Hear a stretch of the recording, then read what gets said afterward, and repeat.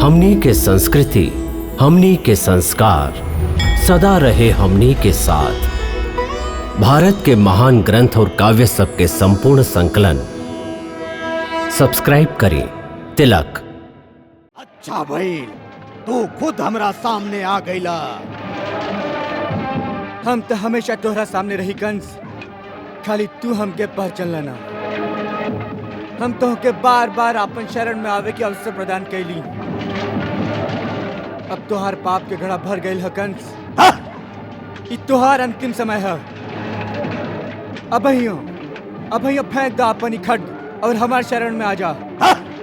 हम तोहके क्षमा कर देब कंस, हम तोहके क्षमा कर देब।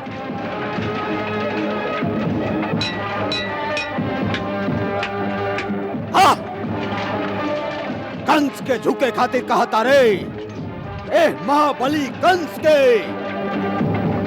मूर्ख लइका, कंस मर सकेला, झुक न सकेला।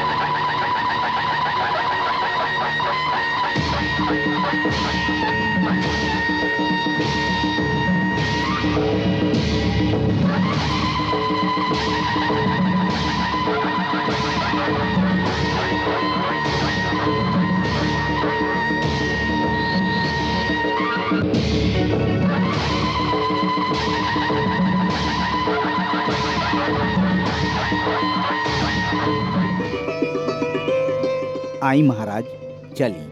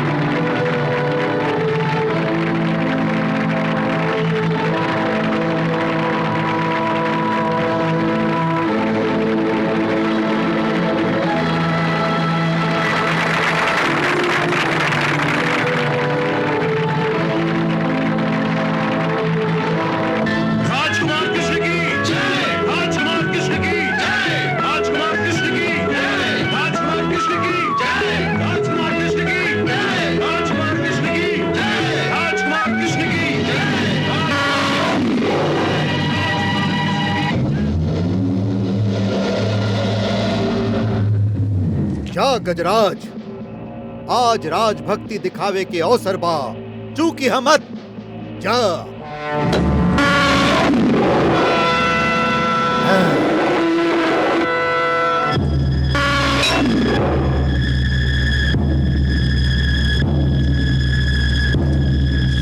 राजकुमार कृष्ण की जय, राजकुमार कृष्ण की जय, राजकुमार कृष्ण की जय, राजकुमार कृष्ण की जय, राजकुमार कृष्ण की जय।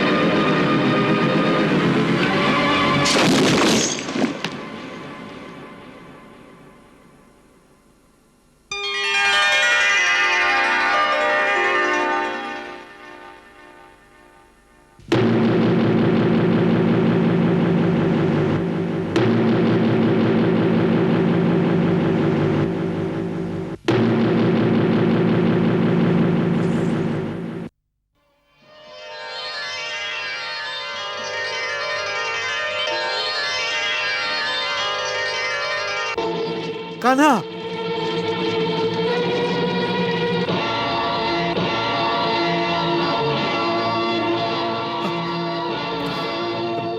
कान्हा, कान्हा, कान्हा।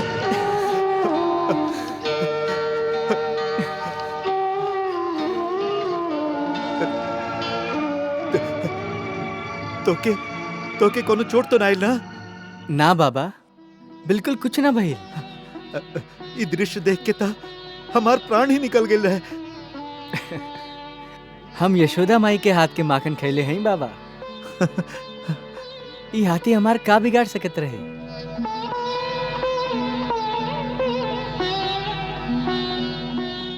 अरे तू लोगन भी आ गईला? हाँ, हम लोग के तोशक बतौले रहे कि तोहार प्राण के मथुरा में संकट बा, यही से हम सबे लोग चले ली। अब तू चिंता मत करिहा, हम लोग तुहार रक्षा खातिर हर समय तैयार रहब। ई बहुत अच्छा कईला। हमके भी तू लोगन के बहुत याद आवत रहे। देखला, हम कहत रहनी ना, वो हम लोगन के बहुत याद करत होई।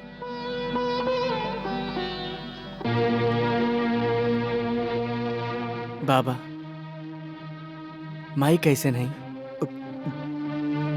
वो तोके बहुत याद करेली। हम उनका बहुत याद करेली बाबा।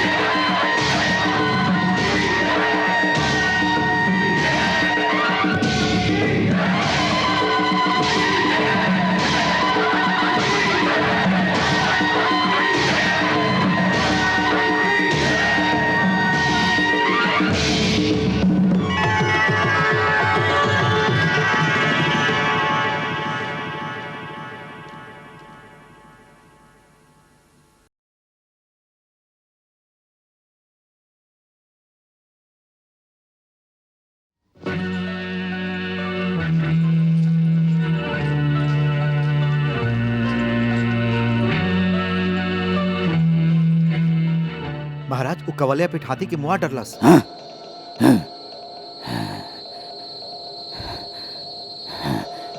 ना ना, यह असंभव है। बाकी साच है महाराज। तू अपन आंख से देखला? जी। अब का हुई? आप चिंता मत करी महाराज, आप चिंता मत करी। एगो जानवर से बचल आसान बा, बाकी वो हमारी वीर योद्धा लोग से ना बच सकेला। एक एक योद्धा 100-100 हाथी के बल रखेला।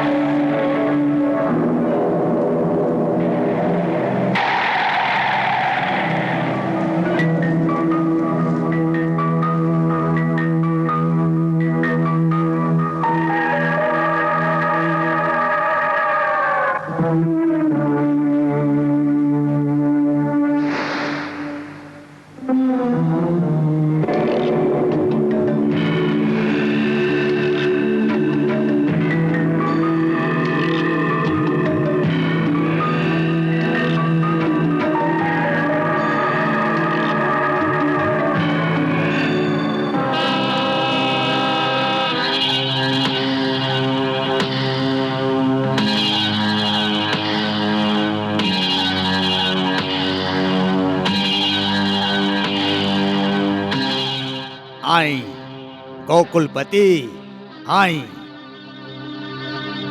बहुत देरी कर देली आवे में। क्षमा चाहत हई महाराज, यमुना पार करे में देरी हो गई। ठीक है, हम क्षमा कर देली। बाकी तोहार जौन वीर बेटा के बहुत चर्चा सुन ले हई, वो अब तक काहे ना आइल? वो अपन ग्वाल सखा सबके टोली के संगे पीछे पीछे ही आ रहल बा महाराज। अच्छा बात है, आप अपन स्थान पर विराजी। राजकुमार कृष्ण की जय, राजकुमार कृष्ण की जय, राजकुमार कृष्ण की जय, राजकुमार कृष्ण की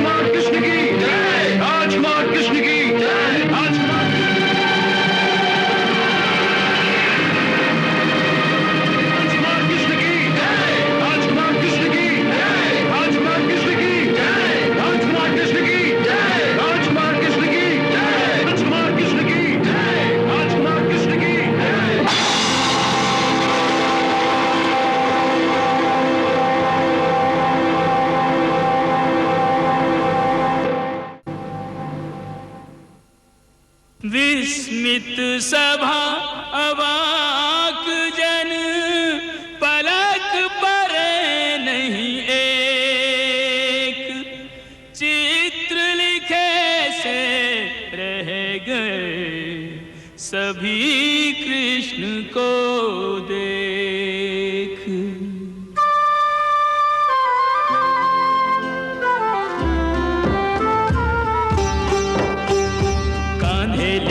गजदंत सभा में हलधर संग आए भयहारी, महागज मार्यो दंत उखार्यो, देखी के कंस अचंभित भारी।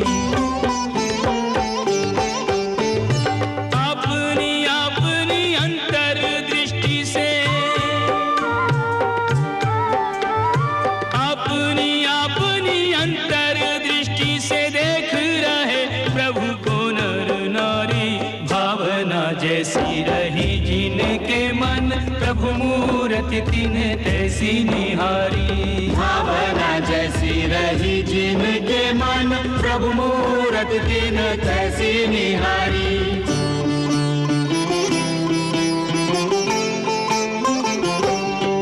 योद्धन को नाथ परम योद्धा, अविजित अतुलित बलवीर लगे। शस्त्रन से अंग सुसज्जित हैं, रणभीच खड़े रणधीर लगे। नव युवतिन को कामावतार, प्रिय दर्शन काम शरीर लगे। कर में देखे जो पुष्प बाण, तो ही ये बदन के तीर लगे। वत्सला दृष्टि से जो देखे, उन्हें छोटे से रस खाने लगे। मुरलीधर मनमोहन बालक, अपने ही जीवन प्राण लगे। श्रीनाथ चतुर्भुज नारायण, भक्तों को कृपा निधान लगे। तिहुलोक भूप अभिनव अनूप, भगवत स्वरूप भगवान लगे।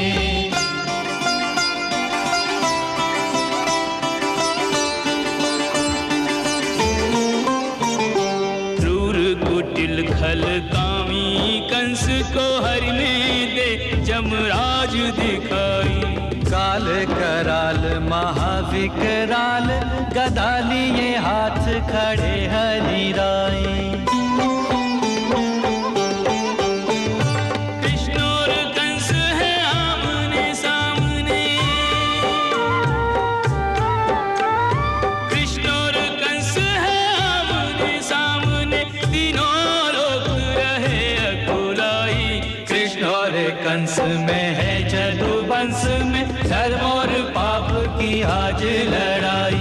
कृष्ण और कंस में है जदुवंश में, धर्म और पाप की आज लड़ाई।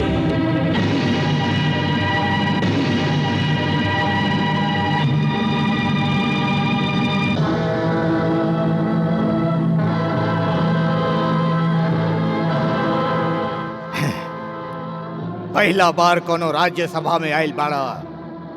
शायद ऐसे इतना मर्यादा भी ना जानेला कि राजा के सामने आवे पर राजा के प्रणाम कइल जाला।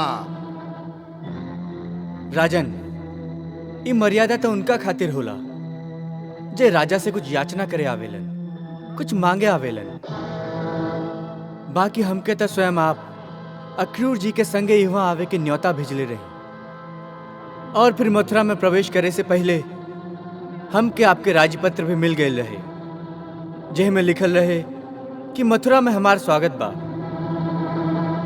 ऐसन समय में मर्यादा तो यह बा कि जे निमंत्रण पत्र भेजले होखे ई ओकर धर्म बा कि मेहमान के आवे पर पहले वो मेहमान के अभिवादन करे।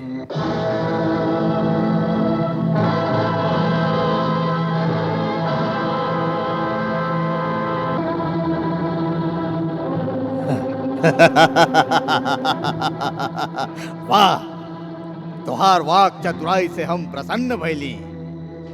ऐसे हम तुहार ऊ भूल के क्षमा कर देत हई जे तो से अनजाने में भइल है। काहे कि गांव में रहे के कारण तो के अभी राज मर्यादा के पूरा ज्ञान नहीं खे। ना राजन, हमके राज मर्यादा के भी ज्ञान है, और हम जानत हई कि पहला बार जब कौनो राजा से मिले जाए के चाहिए तो खाली हाथ ना जाए के चाहिए, कुछ उपहार लेके जाए के चाहिए। यह सोच के रास्ता में आवत समय एगो पागल हाथी के मार के ओकरी अनमोल हाथी दांत आपके भेंट करे खातिर ले हैं। एकरा स्वीकार करी राजन।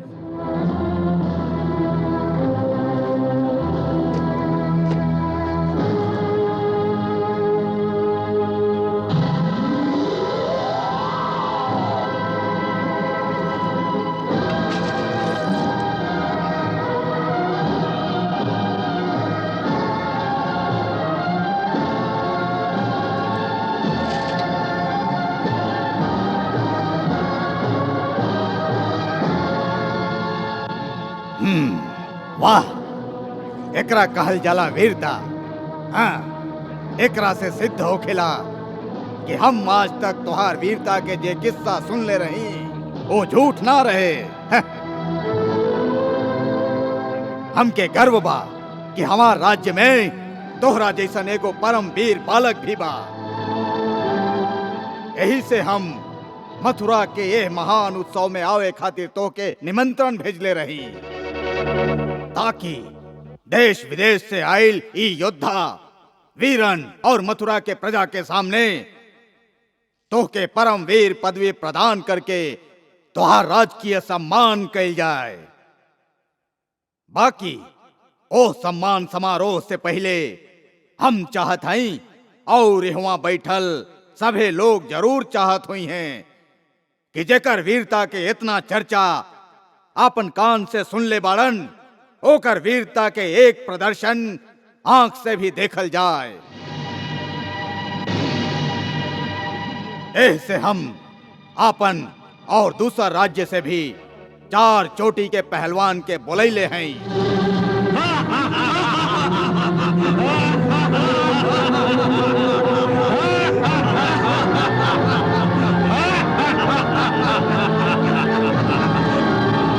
हम चाहत हैं कि आज यह अखाड़ा में तुहार मल्ल युद्ध देखल जाए। इनका में से चाहे जेकरा तो चुन ला और ओकरा संगे कुश्ती करके जनता के मनोरंजन करा।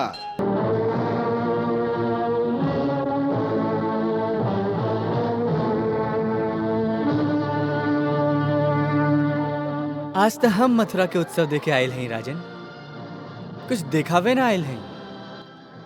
कौनो दूसरा अवसर पर आपके इच्छा भी पूरा कर दे।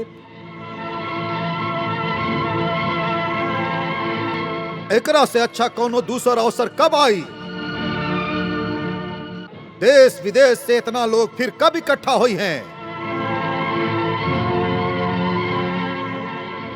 आज हम लोग इस सबके सामने मल्ल युद्ध में आपन आपन पराक्रम थोड़ी का दिखा देता दर्शक लोग कितना आनंद ली हैं।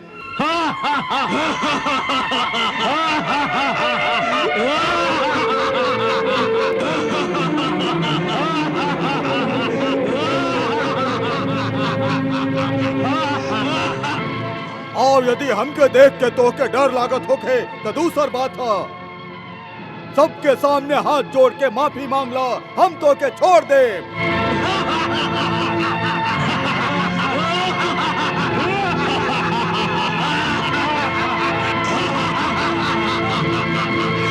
का सोचा तारा लल्ला, ई ग्वालिन के संगे ताली बजा के थिरके के बात नहीं खे, वीरन के सभा में मल्ल युद्ध करे के बा।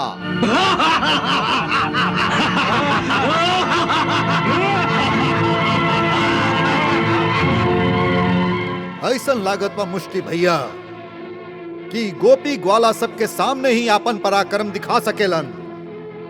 ऐसा ने बात लल्ला, आपन गोपी ग्वाला सबके ही बुलावा, थोड़ी का माखन दूध पिया दे ताकि मुंह से कुछ बात तो निकले। डर के मारे तो हार तो जीभे सुखा गई हा।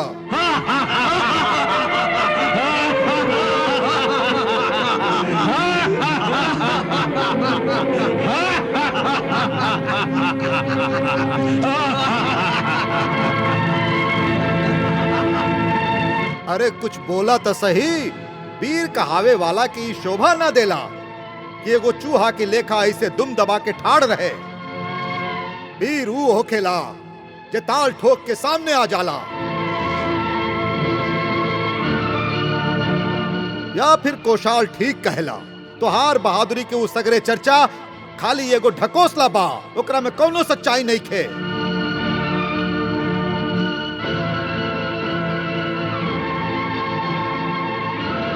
ऐसे ही अपन ग्वाल बालन के संगे छोट मोट करतब करके उनका पर वीरता के धाक जमा ले होकबा। वैसे भी तू जितना कारनामा कैले बाड़ा सब जंगल में लुका के कैले बाड़ा। ऊ भोला भाला देहाती लोग के सिवा ऊ कारनामा के देखले के बा। और आज जब वीरन के सभा में शक्ति दिखावे के समय आयल बा त तोहार जैसे घिघी बन गईला।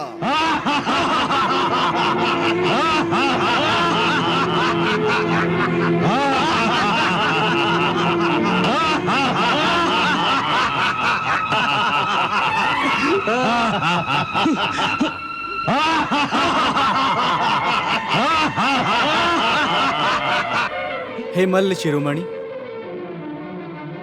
हम मानत हैं कि मल्ल युद्ध की चुनौती मिले पर एगो वीर के आपन ताल ठोक के अखाड़ा में आ जाए के चाहिए। बाकी मल्ल युद्ध के भी कुछ नियम होखेला।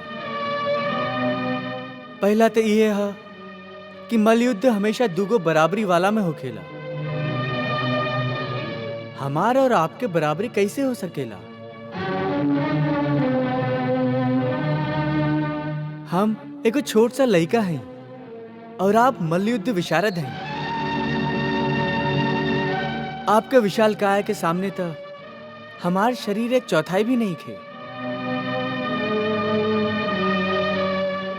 ऐसे आपके और हमारे प्रतियोगिता के यहाँ पर बैठल केहू भी उचित ना कही।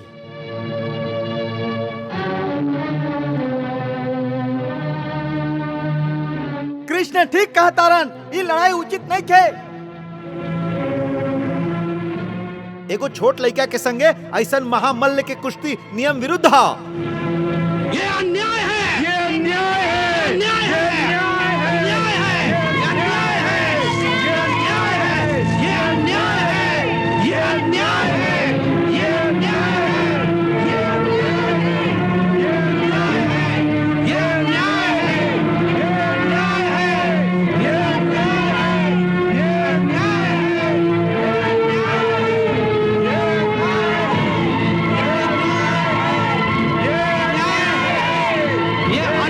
है, ये अन्याय है, ये अन्याय है, ये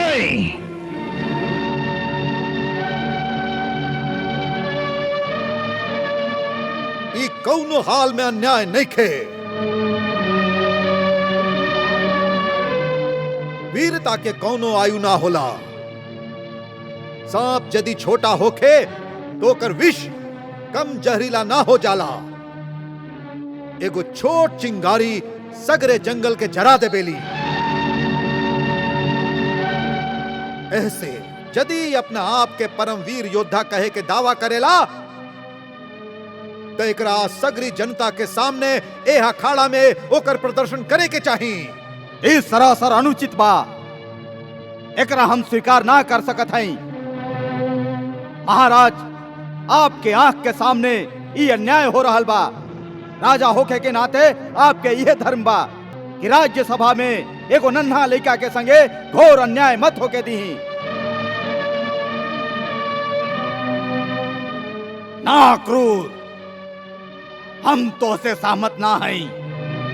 ए हो रहल बा वो एकदम ठीक बा, अन्याय नहीं खे। काहे कि जेकरा बारे में ही कहल जाला कि जे बकासुर और अभासुर जैसन परम शक्तिशाली दैत्यन के अकेले ही मार दिले होखे, जे गोवर्धन जैसन पहाड़ के आपन एगो अंगुरी पर उठा लिहले होखे, ओकरा छोट लइका कहल जैसे ओकर वीरता के अपमान कैल ह। और हम एगो वीर के अपमान ना कैल चाहिए। राजा होके के नाते प्रजा के प्रति हमार कुछ कर्तव्य बनेला कि जेकरा हम वीरता के पदवी प्रदान करे जा रहल हई, प्रजा ओकर वीरता आपन आंख से देखे। जैसे काल केहू ई ना कह सके कि राजा आपन कोनो सगा रिश्तेदार के सर्वोच्च पदवी प्रदान कैले बाड़न। एहुआ बैठल बाकी वीरन पर अन्याय कैले बाड़न। और वैसे भी जे दैत्यन के मार डरले होखे, ओकरा एगो मनुष्य से लड़े में भला का डर हो सकेला। ऐसे आप निश्चिंत होके बैठल रही। महाराज कंस, हम निश्चिंत ना बैठ सकीले, काहे कि हम देख रहा हई कि आपके सगरे उपाय के पीछे कृष्ण के हत्या के षड्यंत्र काम कर रहल बा। महाराज कंस, ये अन्याय ही ना अत्याचार भी है, और हम और हमारे यादव वीर आपन जीते जी ये अत्याचार होके ना दे।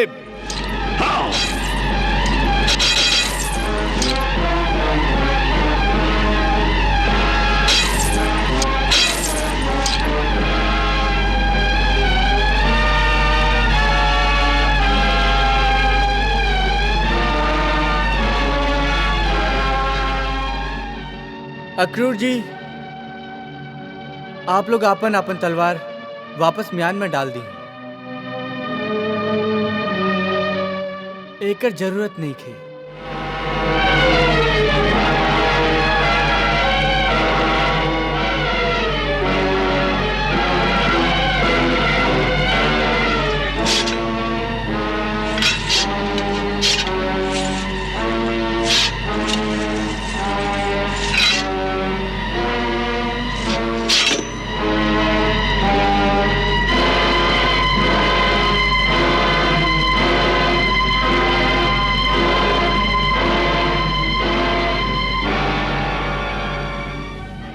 हम मथुरा नरेश के बात से सहमत हैं कि प्रजालोक के मन के आश्वस्त करे खातिर, उनका ये विश्वास दियावे खातिर कि हम ही ऊ हैं जो महान दैत्यन के संहार करके अब तक यह राज्य के रक्षा कैले हैं। हमके आज फिर आपन पराक्रम दिखावे के ही पड़ी।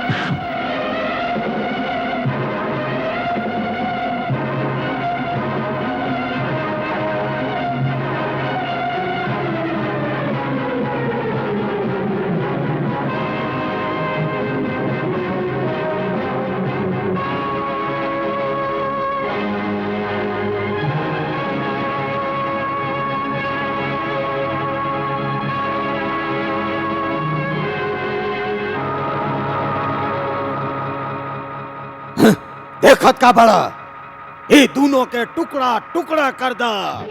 हर हर महादेव।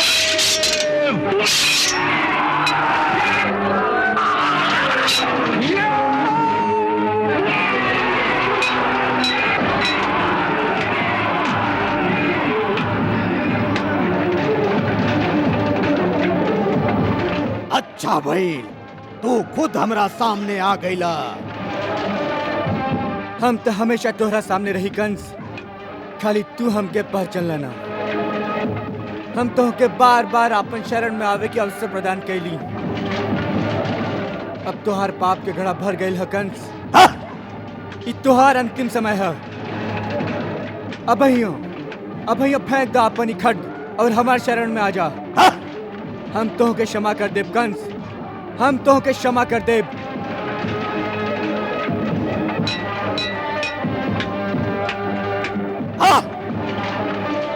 कंस के झुके खातिर कहता रे, ए महाबली कंस के। मूर्ख लइका, कंस मर सकेला, झुक न सकेला।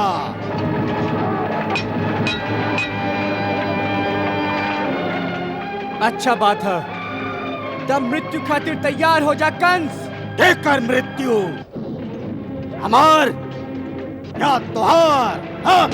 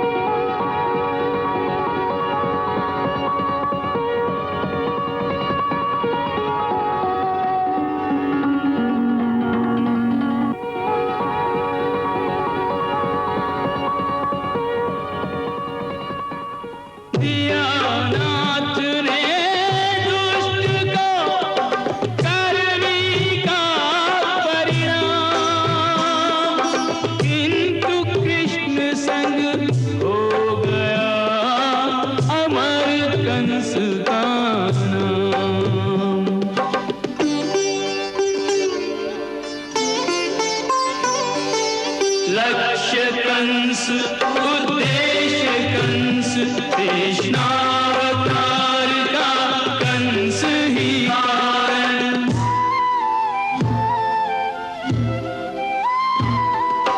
कंस कुमार के प्रभु वर ने किया भूदेवी का कष्ट निवारण।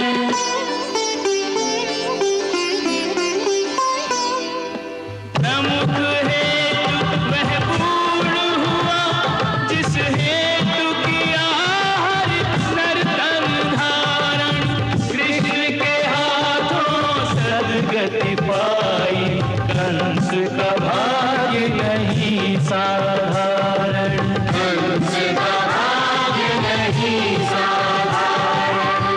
वैर भाव ही से किया सदा कृष्ण का ध्यान। मिला अंततः कंस को हरि चरणों में स्थान।